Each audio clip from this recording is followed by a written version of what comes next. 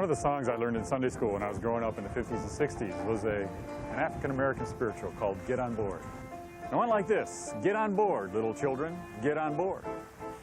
Getting on board was Martin Luther, the great Protestant reformer's favorite metaphor for faith. To be a disciple of Jesus, he said, was to get on board the boat of the church. To get on board anything, you've got to deal with something called a gangplank. And to pass over a gangplank means to take risks. Now, the gangplank can be sturdy ones, long, made of steel. Sometimes gangplanks are just boards that you have to cross. Sometimes they're invisible, and you have to jump from the land into a rowboat or a powerboat or whatever. But the life of faith means that you're willing to take risks, to risk crossing over and passing through a gangplank. Just to get out of bed of a morning, you've got to get on board, take a risk. You can't get on board a job without taking risks. You're careening down the highway to work at 60, 70 miles an hour, 12 inches next to a car that's going the same speed you are, and you're trusting that car not to swerve, not to do anything crazy. You can't do anything in life without taking risks, getting on board, passing through gangplanks. The life of faith, the substance of things hoped for, the evidence of things not seen. The life of faith means you're willing to take risks, to pass over gangplanks, to take risks for God and the gospel. Get on board, little children. Get on board.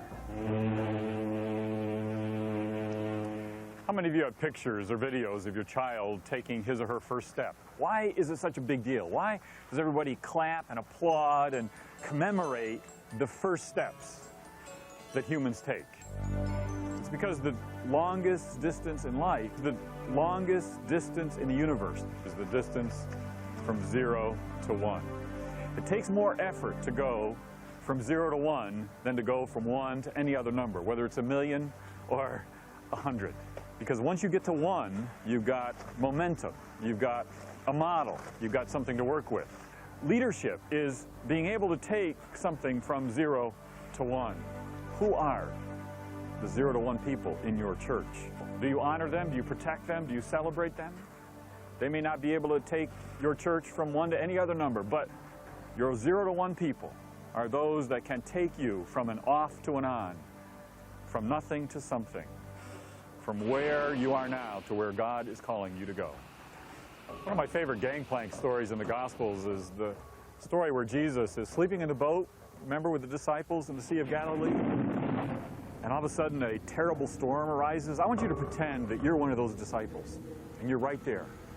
And this ferocious, terrifying storm develops. And you remember the story. What do the disciples do?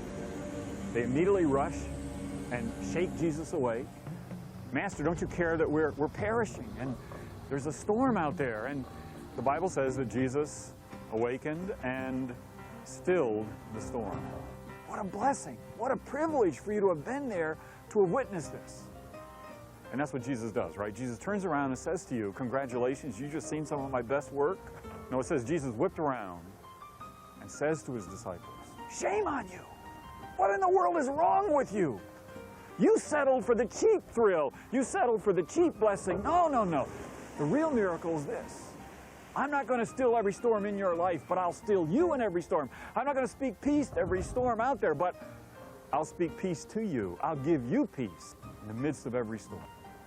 Sisters and brothers, Jesus is calling the church not to hug harbors and play it safe, but to be wave riders, to be out there in the seas where people are drowning and dying, to be out there in the boat with Jesus, saving the lost, rescuing the dying. The motto of the Coast Guard cutter, and there's one right over there, the motto of the Coast Guard is this: we have to go out. We don't have to come back.